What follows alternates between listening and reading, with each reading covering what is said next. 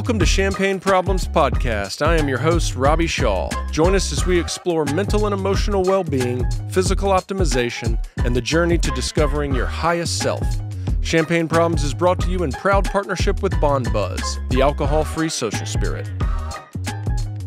BonBuzz is an award-winning alcohol-free functional beverage company creating adult drinks that are health-forward, all-natural, and uncompromising. They're on a mission to create a future where feeling good and getting buzzed exist in absolute harmony and not at the expense of your health. Their bold concoctions offer focus and energy while calming the nervous system for a night on the town or a productive afternoon. BonBuzz uses only natural ingredients and a hyperfunctional blend of nootropics, adaptogens, and functional mushrooms to amplify the sensory experience. If you're looking for a drink to help you cool off after work or a drink to stimulate your mind and body without the harmful, icky hangovers, drink BonBuzz for good days only. Welcome back, friends and family. We have a very special treat today. My co-host is former guest and friend of the podcast, Sarah Olin. Sarah has been an executive coach for over a decade and is the founder and CEO of LUMO, whose mission is to support expectant parents through pregnancy, maternity leave, and their return to work experience. And today, Sarah and I will be speaking with the feminist who loves men, the one and only Liz Plank.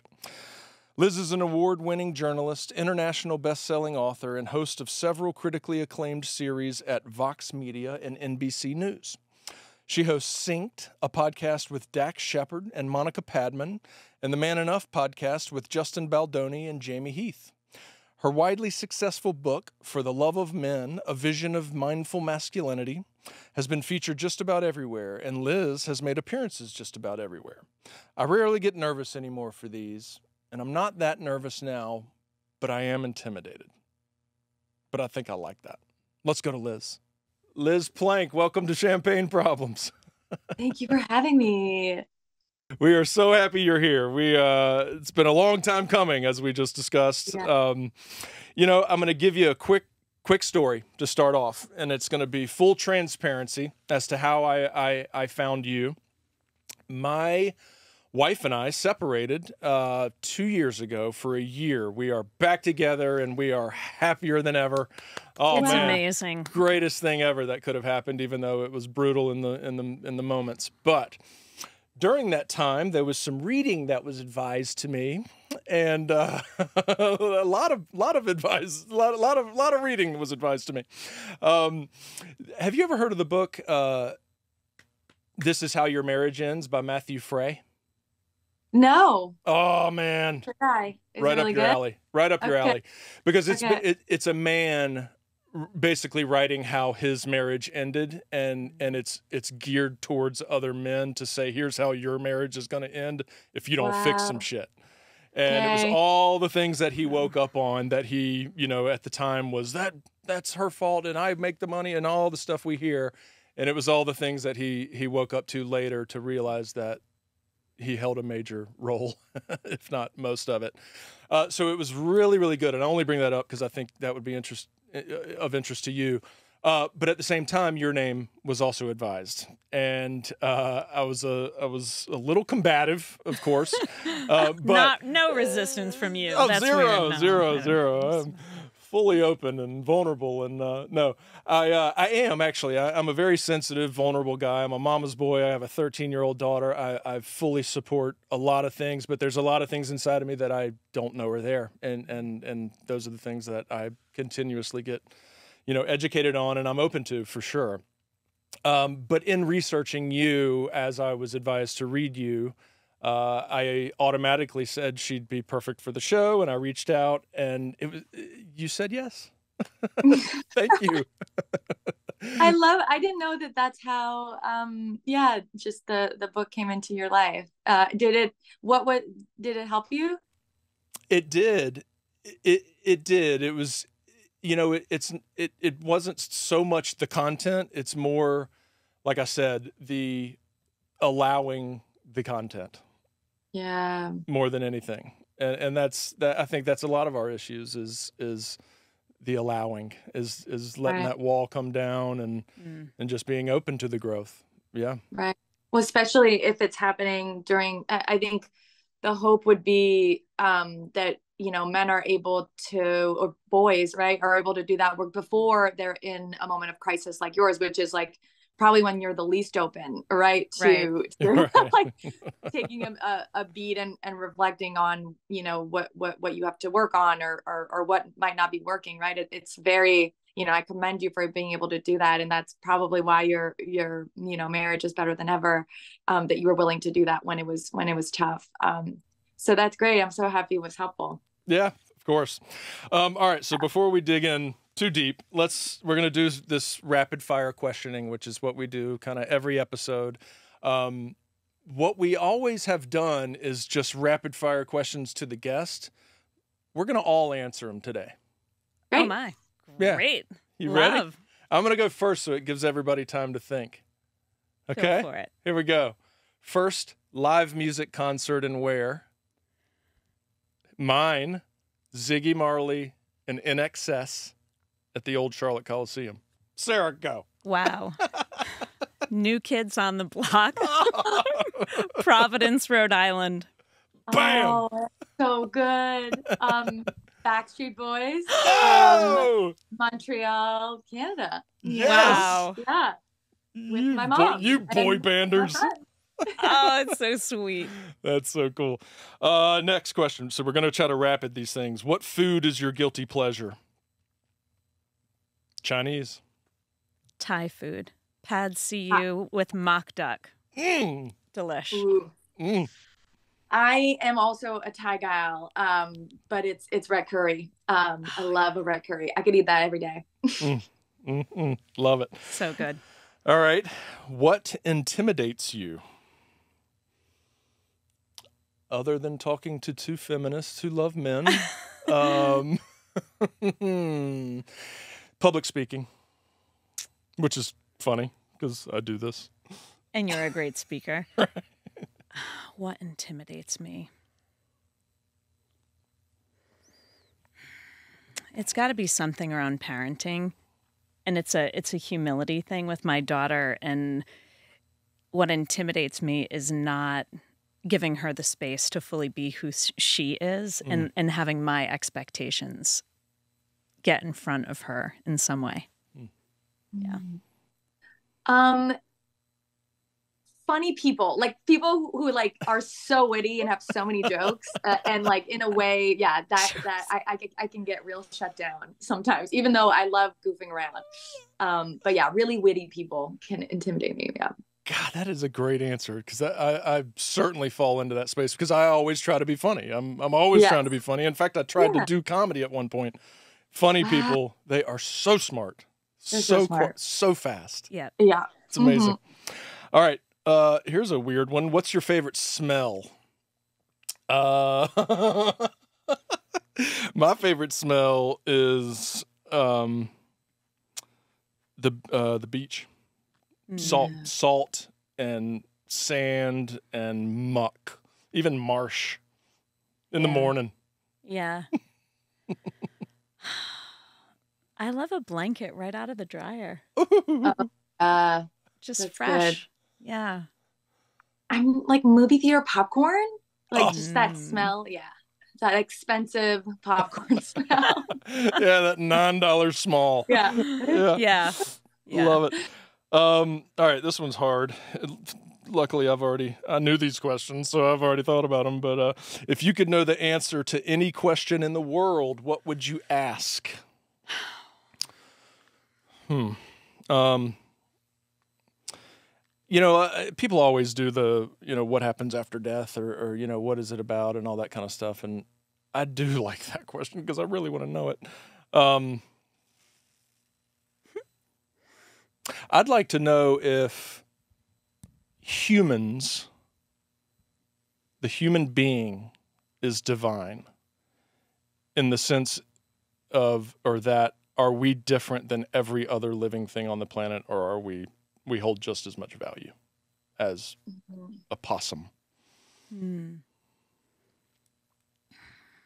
Wow, that's a good one, Robbie. Hey. It's a really good one. I think because it's front of mind for me, I think the question that I'd like the answer to right now is, what would make the biggest difference for organizations to actually pay attention and support their working parents, their expecting parental talent? It's the water I'm swimming in. What's the answer? Yeah, the thing that would actually move the needle for them. Yeah. Yeah. Good one. I would like to know what pets think about us. Like, what do animals think about us? Like, how do they, how are they perceiving us in general? And like, what if they could talk, or if they do talk to each other, what do they say? I would love to know what my dog thinks about me. I always say to Matt, we have such a codependent, my dog and I have such a codependent relationship. I'm clearly the alpha person in her person, but she is in love with my husband. She looks at him like he hung the moon, and it's different with me. Isn't that weird? Interesting. Yeah. Energetically, it's different. It feels different. It even looks different. Right. Yeah, like if they could do memes about us, you know how we make memes about about dogs and cats, Yes. and like what would their memes be? Yeah, that's a good one. I'd love to know that. I have something to share on that, but it's a little bit icky. Should I share it? Yes. Is anybody scared I'm not. of what I'm about to say? No. If you the stats or the research or the facts show that if you pass away in your house with pets, there's a certain number of days that it would take before they begin to eat you. Wow. Oh, no. Out of like love? That's sad. I warned you. Cats are a little bit longer than dogs. Wow. Okay. Noted. Noted. Is it like out of love? Like they just like want to eat you? Well, that like would be the question that you would need to ask the genie. Okay. Now I really need to know what they think. Out of love, like they want to ingest your energy. Like, well, if she's it's gone, not just hunger. Yeah. All right. Crazy. Let's move forward. Liz Plank, give us a little bit of history on yourself, if you would. You know, maybe some high points in your childhood, where you grew up, where you went to school, maybe specifically that led to kind of your path as of late.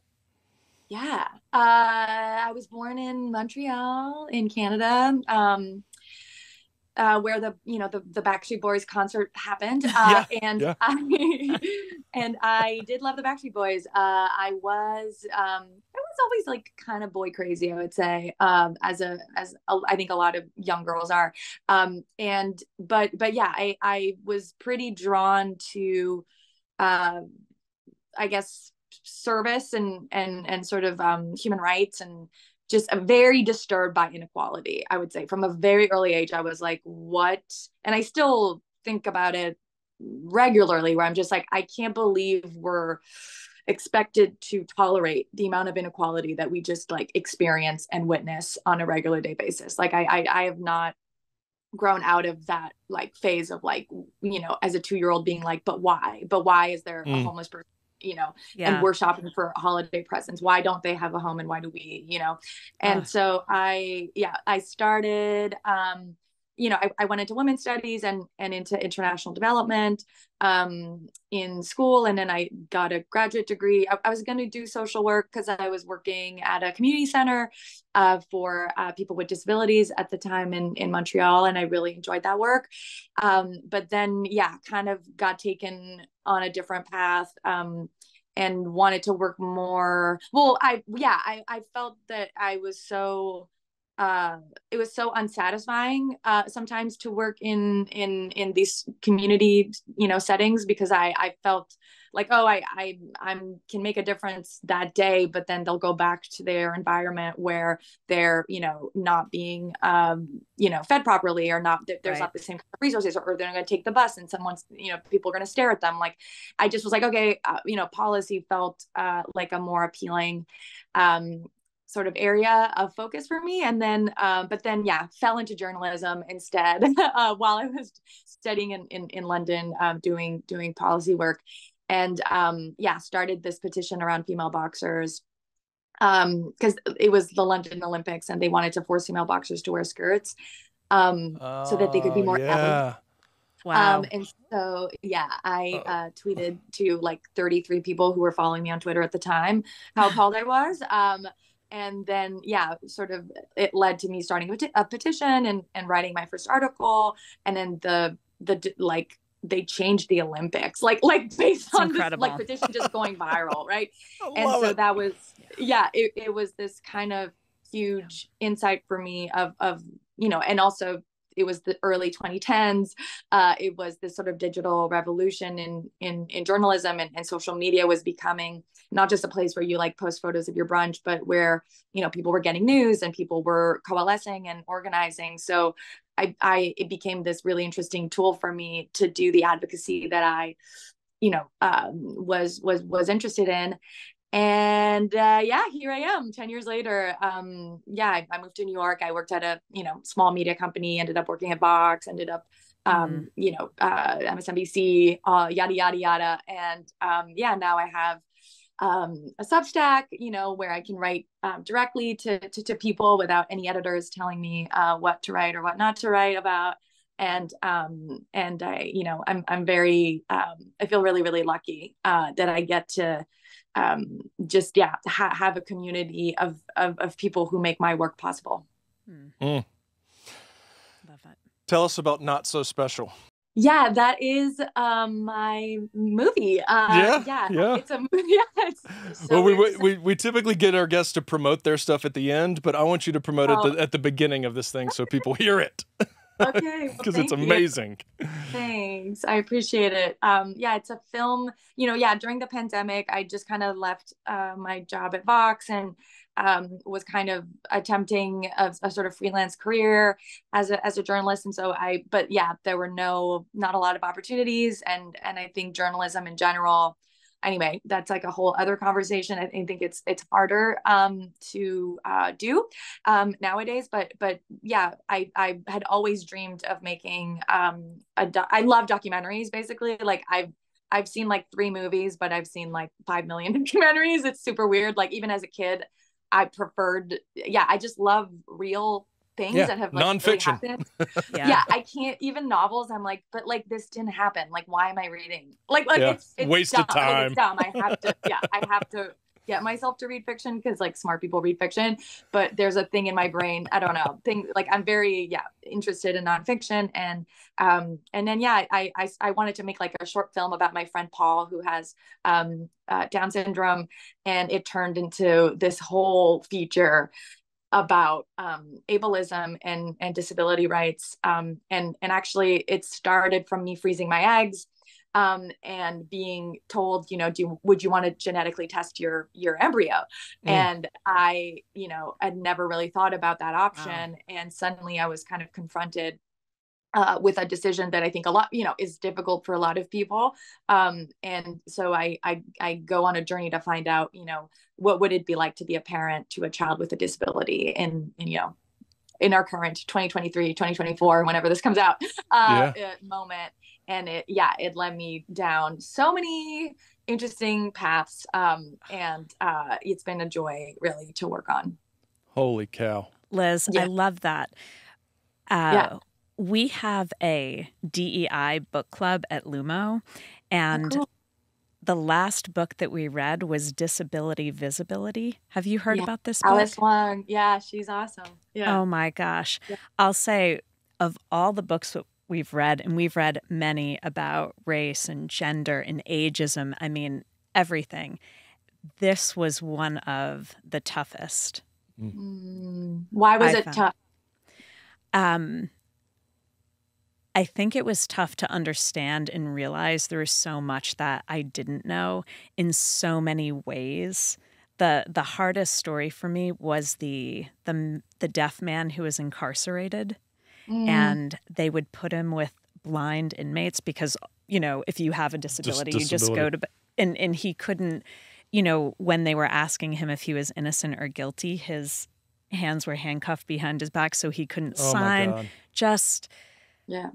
Just heartbreaking that people have to endure this. And that's one of many because there's so many different types. So it just really challenged me to think about my own bias, what I'm not present to. But I think it's a really amazing conversation. And I love that you were looking at it through the lens of what would it be like to parent a child like this and bring someone into the world.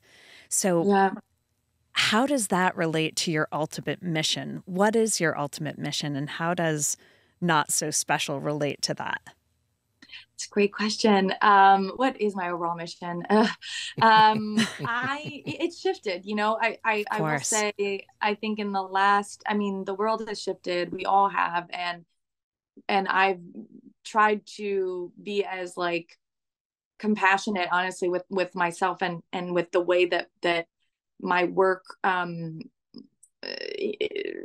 what it represents, I think in 2016 I was covering the Trump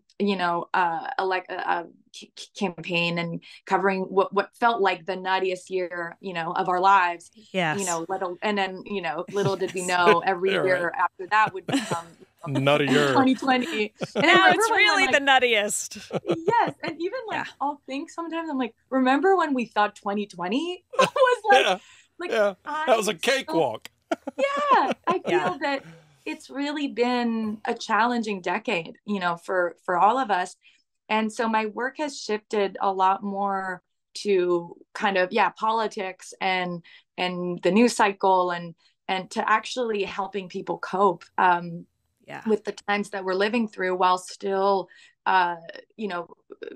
being a vehicle or creating a space where we can talk about how identity complicates everything and how to overcome inequality in every possible way. But I think mental health has become a vector through which a lot of inequality exists in our society. So it's become also a lot more about solution-based journalism. I think before I didn't feel like people were as harmed by the news ecosystem, and I got really interested in what a compassionate news delivery could look like, where we're not just counting clicks, but we're one of the factors we take into consideration is how someone feels after they've read our news story, what they do after they've read our news story. Are they more apathetic about the world? Are they more engaged?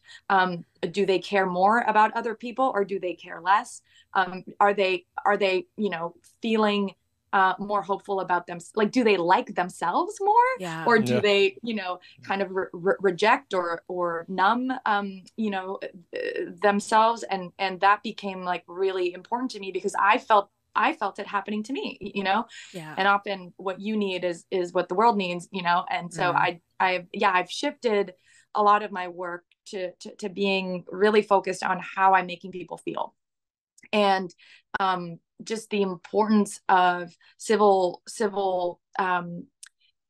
disobedience, yes, which has always been kind of important to me in terms of showing people the power that they have in terms of dictating how democracy and how government and how their communities function, but also like civil engagement, right? Civic engagement, making sure that we care about our communities, that we care about each other, because I feel that with everything going on in the world, a lot of it can be distilled to just we don't. We're when you're not feeling good about yourself, you're not going to feel good about other people. And the things that you'll do, the actions that you'll take, the behaviors that will, occur as a result of that are not going to be coming from a place of care and respect and love. And I really feel deeply that that's what we need today, and not just like in a basic way, right? Of like, love your neighbor, like, and just be polite, like, but a deep, like, what would deeply loving each other, look like on like a policy level, and deeply including each other look like on a policy level. And what's always been, I think, the vector, or powering or a sort of directing force in my work is like, where are people excluded, and that was also, to finally answer your question, like Not So Special is really at its core about the exclusion and rejection of people with disabilities, and one of the only forms of segregation that is really not just tolerated but completely illegal. We put people with disabilities in different schools. We give them separate entrances and separate bathrooms, or no bathrooms at all. We really treat people with disabilities differently, and we don't really question how that impacts people with disabilities, but how it impacts us. How does it impact, how do we raise children in a world where we say that's what we do and that's okay? I always felt kind of like complicit as a kid, like in the exclusion of people with disabilities. And I just didn't understand, one of the first volunteer experiences I had was with Best Buddies, which I really recommend for anyone who's looking to just dip their toes. Oh, they're great. You know them? Love Best Buddies. Yeah. They're awesome. And, I at my college, there was a group of people with disabilities who worked at my, it's called CEGEP in Quebec, but it's basically like college. But they were always like separate from the rest of us. They were in a separate room. They were in a separate table, in the cafeteria. And one of the, things that I really loved about volunteering was like, I'm getting to know my community. Like I'm getting to know like the full potential of who's here, and why would they be denied connection, but also why would I be denied connection with a group of people based on an arbitrary thing that we've decided makes you whatever different or worthy of being isolated. So I think it comes a lot down to for me, like I worked at a community center for people with disabilities, but my dream would be like creating a community center for everybody. Like there are people with disabilities, but there's people without disabilities. Like why can't we all sort of be together? Is really kind of a driving force. Liz, I love it. Robbie, I have so many follow-up questions. Do you want to go first or? Fire away. Okay. I love everything, especially this part about loving people deeply. We talk a lot about in leadership conversations, how do we actually care deeply for people? But I love the next level. Let's get right down to it and let's love each other. Come on, let's actually do what we're meant to do, and we're so hardwired for it, and it's such a physiological need that we have as human beings, right? It's the most basic, fundamental need. I know that it can be really overwhelming for people because there is so much pain. There's so much going on in the world right now. I was talking to a DEI leader this morning, and we're holding a listening session on Wednesday, and it's this financial firm, and it's so complicated, and how do we support people who believe different things? How do we show up great for everybody? Care deeply, love one another. What would you say, Liz, is a first step for people to start taking? One thing that people can do better? I mean, I think it's about, it's sort of this idea of, it's not about learning, it's about unlearning. I feel that we were all born deeply connected and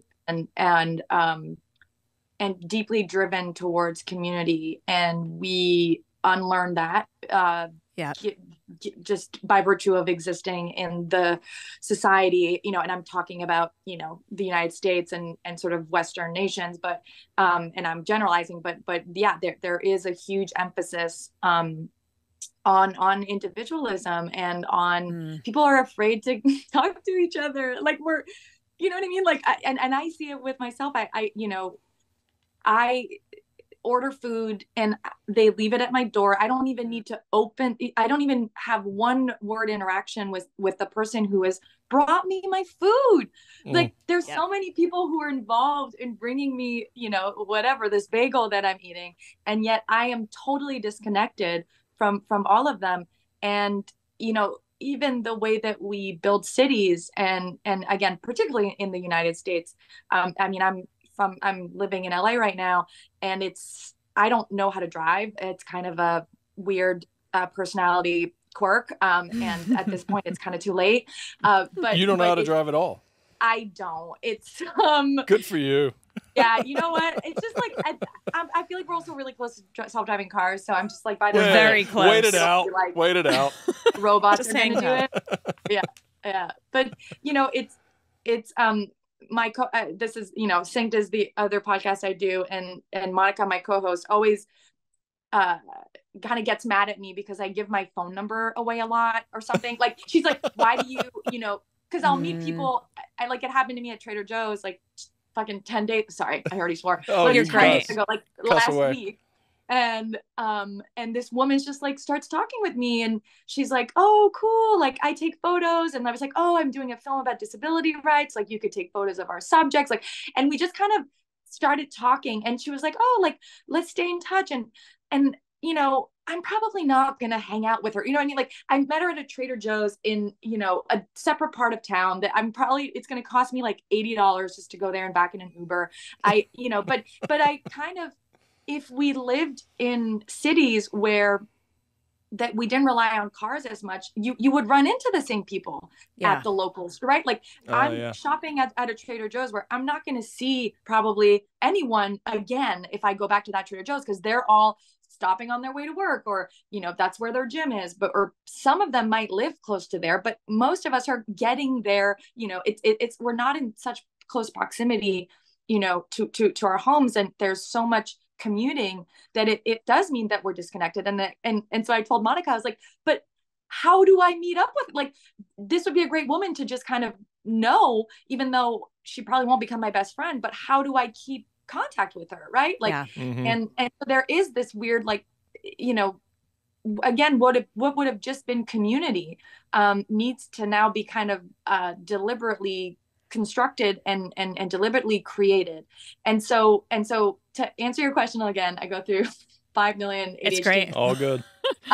Is to unlearn sort of the comfort and the expectation of individualism, and to be more deliberate about creating community around things that you care about, or around pickleball. Like it doesn't have to be, I built a community and, around feminism and social justice. And I've been totally blessed to be able to fall into, a variety of privileges, which have allowed me to really make that community feel really big and be really impactful in my life.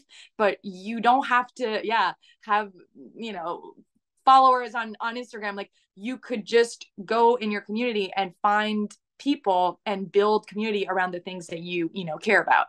And you'll be surprised, like how many people, if it's just, I want there to be more gardens, in our neighborhood, and like just put up a flyer, and you'll be surprised by how many people are, again, very hungry for community. So I would sort of start there, and just look around and who's hungry, who's in need, and just start there. Like that's what makes the world that's what would actually, kind of get us out of this decade of hell.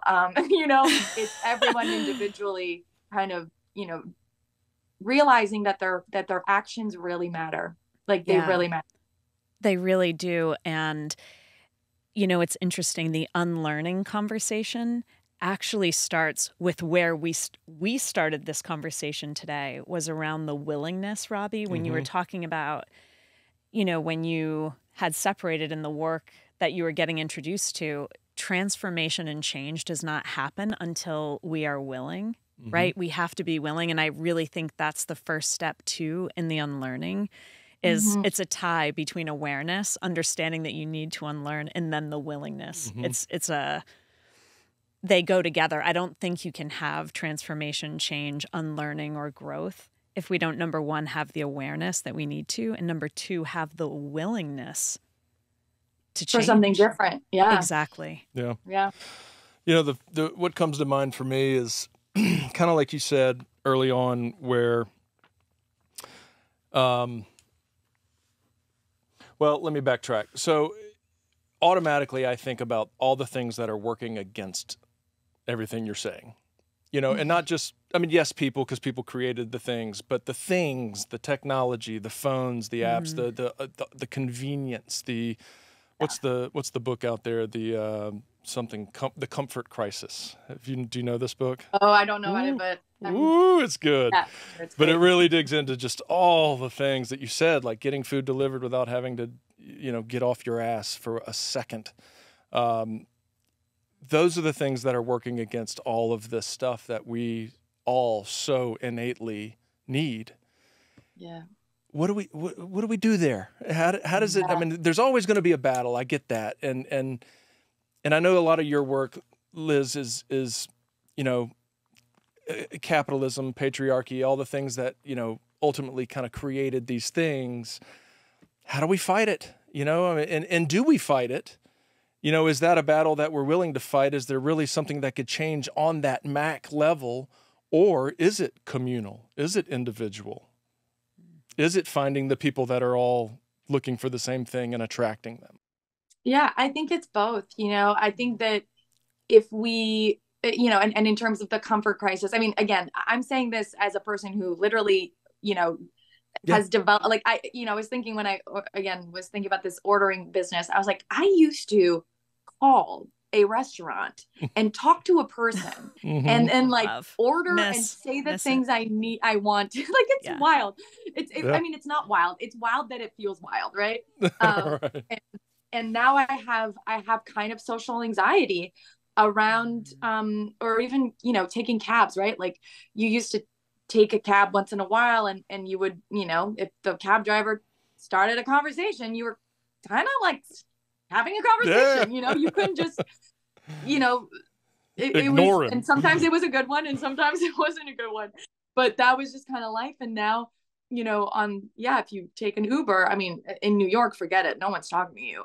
But still it's, you know, even in other places, you can select quiet, you know, I don't want to talk, which is scary. It's very, you know, so these tools are, you know, created to disincentivize, you know, I guess community and, you know, and at the same time, I also don't want to tell people, again, I do these things. I get in the car and I don't, you know, I feel very overstimulated right now. Or I feel like it has not gone down, I guess, since the pandemic, where I feel, I also, you know, want to take care of myself. Right. And if I just want to kind of be in silence and I don't feel like talking, that's also okay. But yeah, like, I think being like scheduling, I mean, this is what I have to do, because again, I can get into isolation modes. It's like, I have to be as, you know, sort of deliberate with how I socialize than how I work, which is, like, again, a sad state of affairs. But I have to make sure that I am seeing people and make sure that I am, you know, in again, connecting with people that are like-minded, and notice when, like, I'm with people who make me feel worse about the world. Right.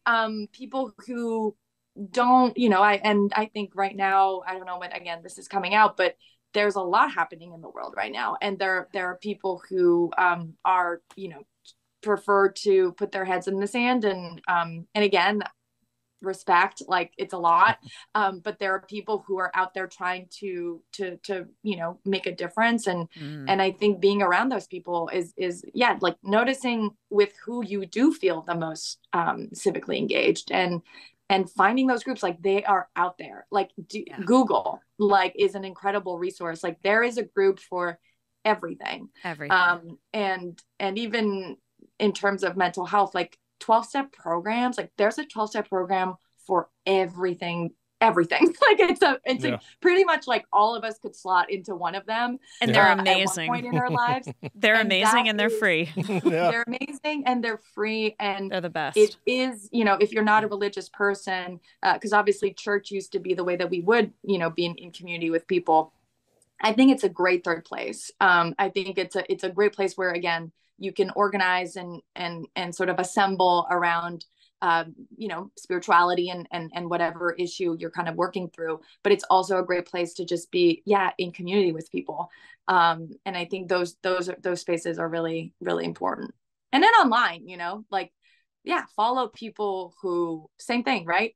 Who do you follow that makes you feel shittier or makes you feel like the world is falling apart, and who do you follow that you get excited about? And there's so many online communities really that you can follow too, and connect with people who follow those people. I love seeing that under my certain post or whatever. People are so they're talking to each other. Man Enough is another podcast that I do, and it's one of the most engaged, beautiful communities, and people meet each other in the comments, and I think that's wonderful. That's so cool. Liz, how do you take care of yourself? How do you have energetic or psychic boundaries? Because there is so much going on in the world, and it's not just light stuff. It's really deep trauma that people are experiencing daily, right? Yeah. And you can just get swept into it. So I'm curious, what do you have in place? How do you support yourself? Energetic, emotional boundaries, those sorts of things. I mean, it's a work in progress. I mean, I'm a work in progress. I think it's hard. I've had to make certain changes, which I didn't used to have to do, honestly. But now I can't really listen to the news first thing in the morning. It's one of the, and again, late at night, it's like, again, I hate hearing those words coming out of my mouth because I'm a news junkie and I'm a journalist, and but I do think that it creates for me anyways, or again, in terms of my body and how I respond to it, I've had to acknowledge that it's having a damaging impact, and that it doesn't actually help me be more engaged, and actually can do the opposite. So if I am reading some awful things before I go to bed, then I'm not sleeping well, and I'm thinking about it, and I'm not doing anything about it. It's not like it's helping like for me to be right, and actually for me to I still have news alerts on my phone, but I'm really thinking of getting rid of them too. I don't have any notifications actually except news alerts at this point. So I think taking off notifications is a huge one. And I've had to, I've had to have real sit downs with myself, and, with just email, and with the amount of sort of incoming things that I'm not going to be able to respond to what everybody wants and needs. Right. And, for sure. And sort of having, I guess, compassion for myself in that sense. And also I think that there was a moment, and I think we're still a little bit in that moment, where there's this sort of expectation that everyone should care about everything and should be an expert, because all of these inequalities are connected, because racism and sexism and the environment and disability rights and, foreign, conflicts, going around, abroad. Yes, those are all connected. Oh my God, for sure. But like, it's okay that you're not like Angela Davis, you know what I mean? Like that. There are people who can connect all of those things, and we, are amazing. And again, maybe that's you, but probably not. And it's okay to have one thing, that you deeply, care about and are invested in. And, are sort of an expert in, and not an expert in terms of, you've studied it, or I'm not even talking about it in that kind of formal elitist kind of way, but just a topic that a lot about and care a lot about. It's okay that you don't, you're not fully versed in, I mean, for me, honestly, it's like environmental policy is just, I care deeply about the environment, but I'm not, it's just like, I don't know. There's something with my brain where it doesn't, even when I read about it, it's just not something that comes easily for me to be really versed in, like, talking about. And I had to, be like, oh, I don't have to be posting, whether it's a digital, we're talking about on in terms of our digital identity and work. But like, I don't have to know all of this. And if I don't know about it, it doesn't mean that I'm not a caring person. It doesn't mean that I'm a bad person. It doesn't mean that I'm racist or sexist or homophobic, because I think taking things off your plate can actually make you more effective at the things that you're fighting for, and that you believe in. And I think that we have to, I think we've become very hard on ourselves, and hard on each other. So hard on each other. Yeah. We take it personally, right? And we really assign intentions to other people's actions or not actions. I mean, recently, someone got mad at me because of something that I didn't post. And I was like, so you're mad at blank space? Like that's what we're doing now. We're indicting each other over things that don't exist. Like, oh my God. I think we have to realize at one point, like, okay, my expectations for myself and for other people might be a little too high here, and I might be setting myself up for failure. Yeah, go ahead. How do you deal with resistance against the things you do fight? Because you are outspoken and you do fight against things that ruffle some feathers. How do you deal with some of that resistance? It takes some work for me.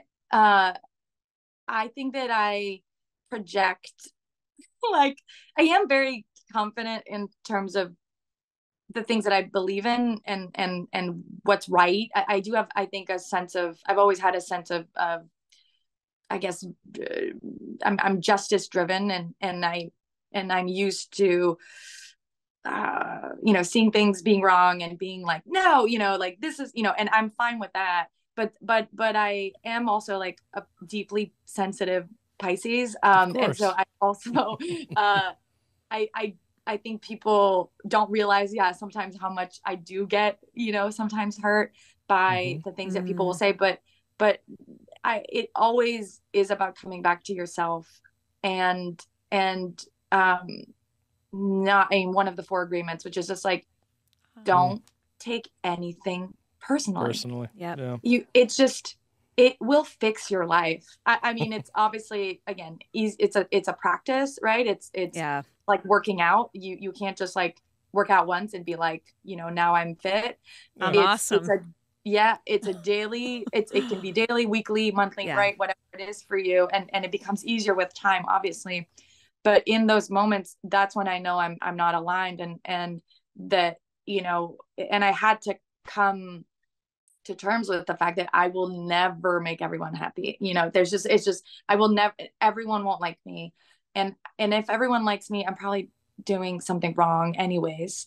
And I'm not probably being true to myself. And as long as I'm true to myself, I can't be wrong. Right. Like, or I can't be making a mistake that is, obviously mistakes are fine, but I don't need to question, right, like, myself incessantly with the things that people think. If I'm standing in the truth and what's true to me, and if what's true to me changes, it probably will, because that's what we do as human beings, right? Like, there are probably a million things you can think of just off the top of your head, things that you've changed your mind about, or you've evolved, right? That's what we do. So it's also giving yourself the grace, of that you're, giving everyone else.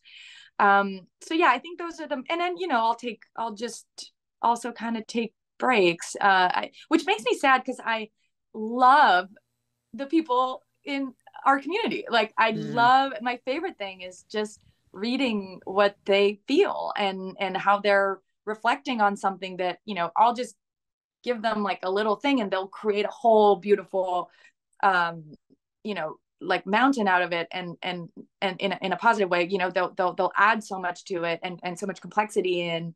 And so I do love engaging with people, but yeah, sometimes people, you know, will feel differently about wanting to engage with me, and that's also okay, you know. You know, I love that because you brought up the 12 steps. I've been in recovery for 18 years. That's so amazing. I'm very familiar with the 12 steps, and I always go back to them. You know, like anything, it's the daily practice can often subside, and I can recognize when I start to take things personal, and that's it. It's like, you know, somebody says something that was not directed to me, and I took it personally, and right then I'm like, I'm not doing my practices. Because because truly, if you're working, and the 12 steps is just a good example of kind of the entire cycle of all like well-being things. And, you know, we can get into Psych 101 all we want, but really, if you're taking care of yourself and you're cleaning up your side of the street and you're doing all the things, like, it's really, you naturally kind of don't take things personally.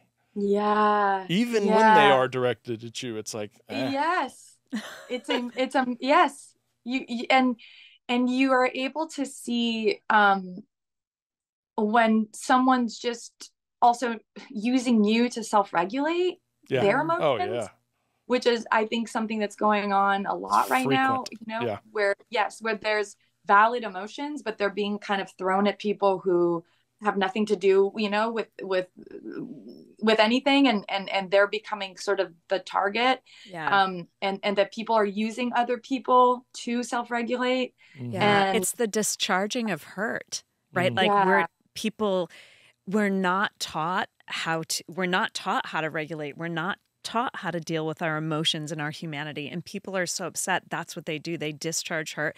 They weaponize the work. Right? They're mad at you, Liz, because you weren't loud enough, you weren't proud enough, you didn't post enough, or whatever it is, right? Or too much. Yes. And it's an unwinnable game. Yeah. It's exactly.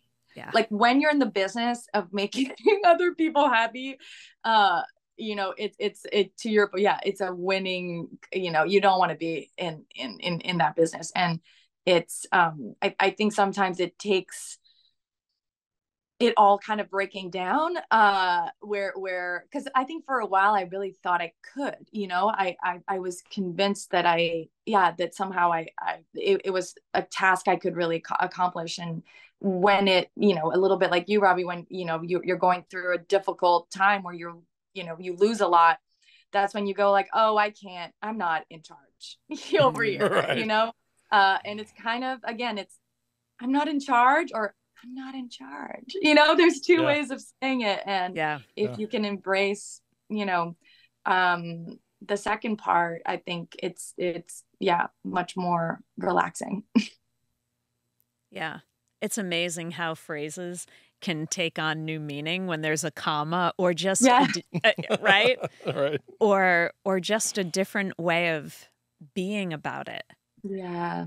Right? Because I can disagree or have strong feelings about something, and I can be great about it. Or I can disagree and have strong feelings and be a total jerk about it.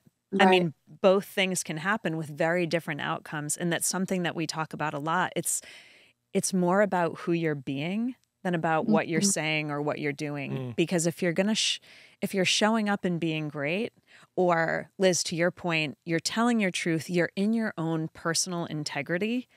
And when you have that, even if things are hurting you, you have that. And that's the most important thing. You have yourself.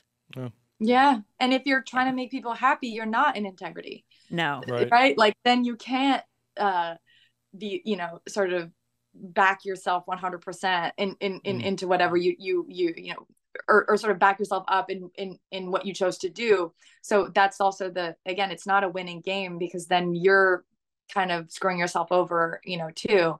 And so I think that, the, you know, the truth, right? What's the truth?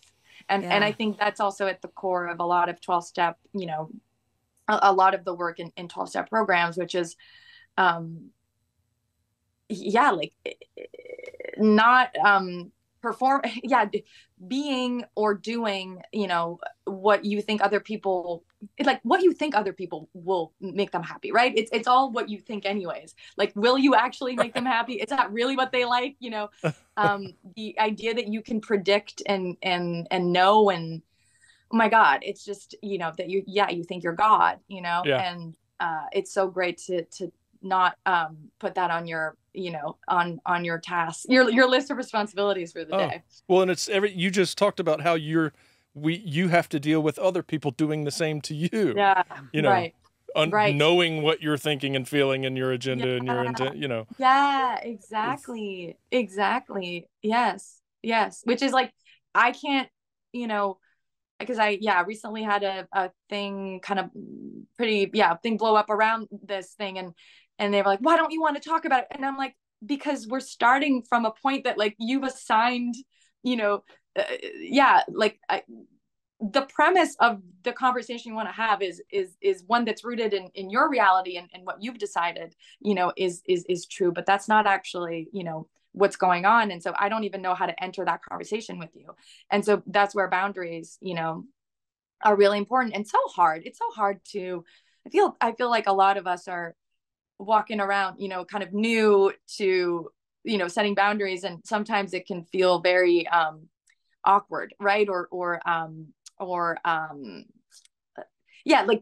I don't know if you had to do this, Robbie, especially with recovery, but like where you're like new to doing it. And so you're kind of almost like saying it as like a script, as opposed to just kind of the natural way it would come up, because it's not natural. Right.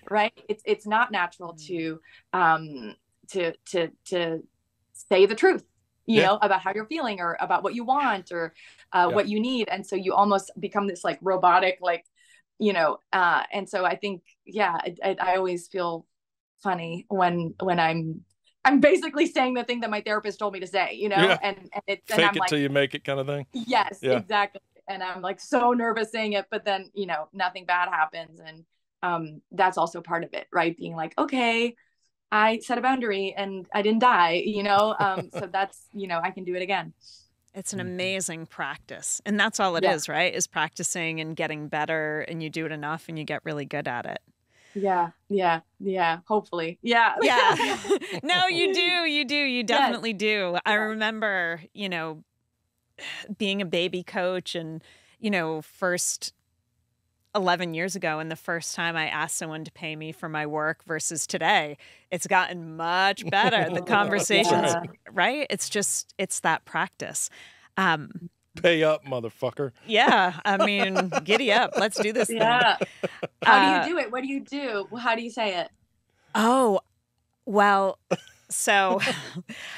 She had to teach me how to do it, which is so she's got it. Well, my team jokes with me all the time. They say you're high on your own supply, because I'm just so excited about what we're doing. And to me, it doesn't feel like sales. It doesn't feel like it just feels like a conversation. And I feel like I've been given these amazing tools, and we can share them with you or not. It's totally up to you. And it has taken practice to not be attached in those conversations. And sometimes I am and I can tell. Mm-hmm. I can tell when I'm just being myself, just authentic, just sharing, excited to be there. When I'm really in my flow, it's a little left of center. It's really energetic, and it's unapologetic, actually. It's just like, this is what I care about. This is why I care about it. And here's why I think you should care about it too. Yeah. So it is practice, and it's that authenticity. And over time, my own measures of success have changed with different things, because I remember during the pandemic giving a training for the top 300 leaders at Verizon. And I remember that day saying, okay, what does success look like today? Because I can't please all 300 people. They could be clipping their toenails and God knows what they're doing. They're not even paying attention, right? Because nobody's on camera except me and the other facilitator and a moderator. So what is success for me in this conversation? And for me, it was being authentic and having a good time. That was success. Yeah, Like, okay, if I maybe don't fall down on the stage. Yeah, I don't fall down on the stage. Right? But fart, really, no farts, exactly. no burps.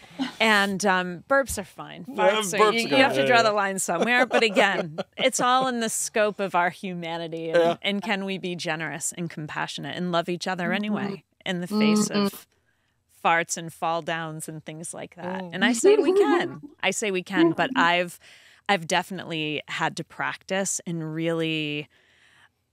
It was really interesting. I heard Brene Brown once speak about, she was speaking at a conference and a speaking agent said to her, like, hey, you're the best. And do you know you're paid a third to half of all these men who are also on stage with you? Mm-hmm. Right? So that's not okay for me. Even, we charge a lot. I feel like we're very fair in the industry. And, I know men at Korn Ferry who are adjacent to the work that I do. I know they're charging twice. Yeah. So it's always in our integrity, practicing what's the next level and why. I'm going around over the river and through the woods into this conversation about asking for money. But there we are. Yeah, that's wonderful. Yeah. I love that. Just have fun also is a great goal. And it'll probably make you so much better. Even if you were to come up with other goals, right? Like that are more accomplishment based, like you're probably going to accomplish those way more if you're just having fun. Yeah. Oh my gosh. It's huge. My two values are making a difference and having fun. So I love that. Yeah. I love that. It changes the game. I mean, it changes the game. And actually, when we were talking about your evolution, Liz, of your mission and how it's changed, I remember the first time I did that exercise around values, the first time I did it, it was forgiveness and spirituality. Right? Because at that time, 5 or 6 years ago, that was what was most important to me. And it's, fun and... Yeah, it fits. Yeah. Right? It does. Yeah. It change. We evolve. Yeah. Yeah. Interesting. Because I have a different in the sense of the work I do. I work in addiction. I work in crisis. I work with people who suck, and just battle and don't succeed and leave a path of just destruction behind them. And it can be brutal, absolutely brutal, to the point where, I don't know how much longer I want to do it. Yeah. And then there's people who come to me for help. Yeah. And please just tell me what to do. Then it's fun. Yeah. Then it's real work. Right. But the other part, which is necessary, completely necessary, the other part. But it's your statistics are low there. So anyway. Yeah. That's why I think that for people like us who are out there supporting others, it's so important that we are supported and taken care of. Yeah. Liz, what sort of support structures do you have? So I am in a 12-step program, wouldn't be able to do what I do without it. And for me, it's helped me. Yeah. It just gives me the tools and sort of the infrastructure, and the community to really, feel like what I'm going through, I'm not alone in sort of going through it. And, the first time I went to a 12-step program, it was like online during the pandemic, and like my camera was off, my sound was off, but I just like sobbed. Yeah. Like you, so and that's how you kind of know, like, obviously they, say try a few and you might not have that reaction. That doesn't mean don't go back.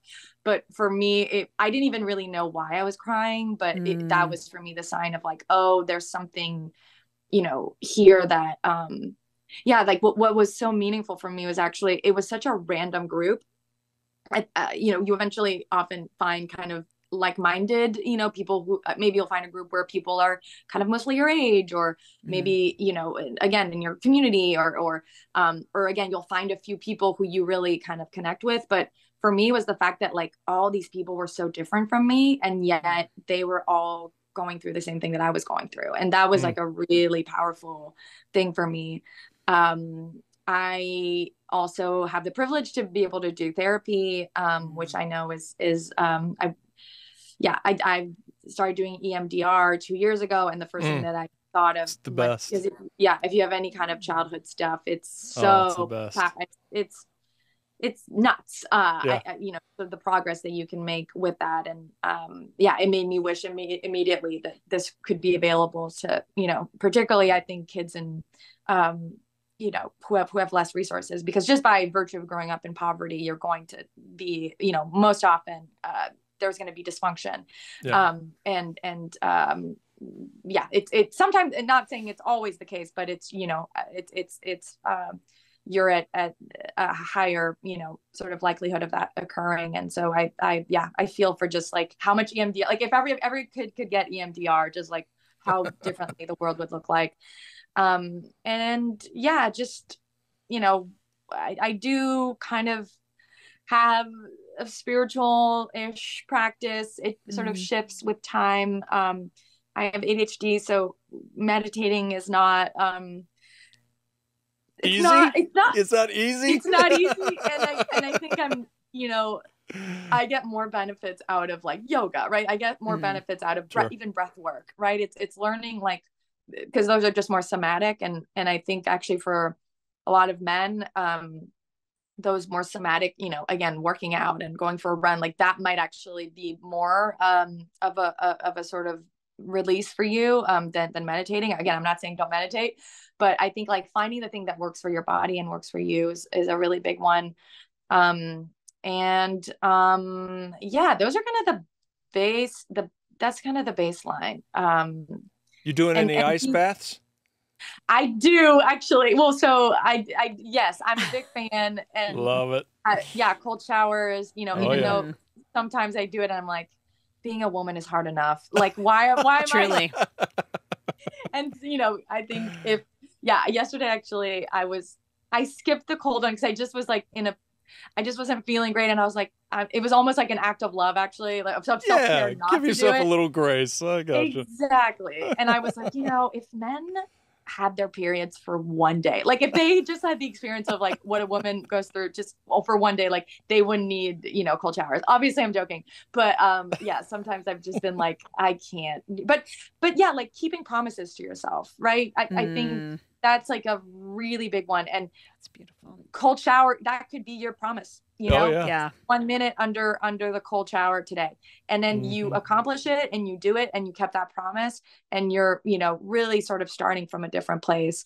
And I, struggle with a lot of, sort of negative self-talk. And so when I notice that I wake up in that way, I'll just play like Louise Hay affirmations, which is just like free on YouTube. And it's just her saying like, I love my life. I love my body. I love beautiful. myself. Like, it's just so, and because affirmations in my head don't really work, but for some reason I'll just get up and I'll play it while I'm doing other stuff. And it almost kind of replaces the soundtrack that I'm not even sort of maybe even consciously aware of. And it just kind of gives it another, sometimes I feel like I'm like, hypnotizing myself a little bit with it. But I do feel like, again, it's about like, what do I need today? And what I need yesterday might be different from what I need right now. And what I need might be different from what someone else needs, I think, those are the big ones. Yeah. Yeah. Today I just need a little grace. That's it. Yes. Most days. Yes. Most days. Yeah. Yes. I love it. Well, Liz, out of the spirit of time, thank you so much. We are honored that you even agreed to come on and then kept your promise over all these cancellations and reschedules. No, I'm kidding. But we really, really appreciate it. I have one last question, and it's going to be one that'll make you think just a little. And it is, You can take this however you want, and you can go however you want with it. But Liz Plank, why do you care? That's a good one. I care because I cannot not care. It's just like, perfect. I cannot not.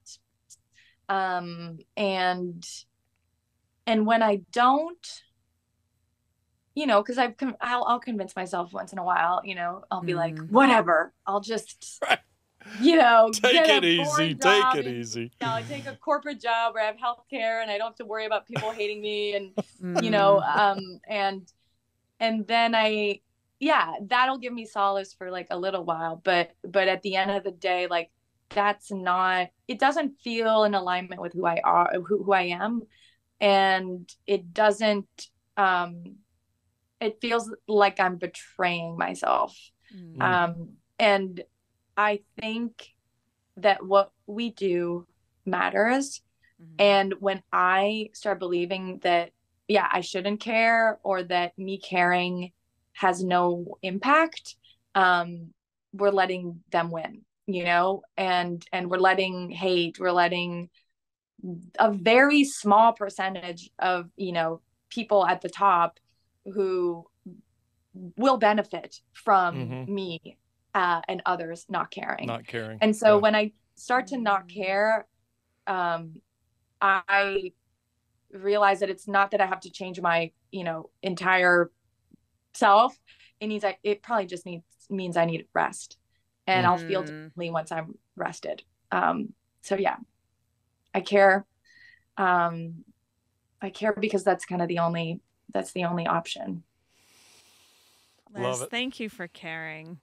Thank you for caring and being a lamb chop. You're a scrumptious lamb chop. It was so great to be with you. You're a delight. I love you. A sweatshirt or a sweater, whatever. Yeah. You're just lovely. There's enough space here for all of us. Oh, I love it even more now. Yeah. It's kind of you only saw the one dot, but it's way cooler down there. Oh, it's way cooler. Who makes it? This Montreal artist, she's called Pony, Pony. She sells stuff like it's beautiful. She's like an amazing artist. Write that down. Write that down. I'm going to write it down. I'm going to go see Pony on the internet and see what we can do. It looks fabulous. But you're a delight. Thank you.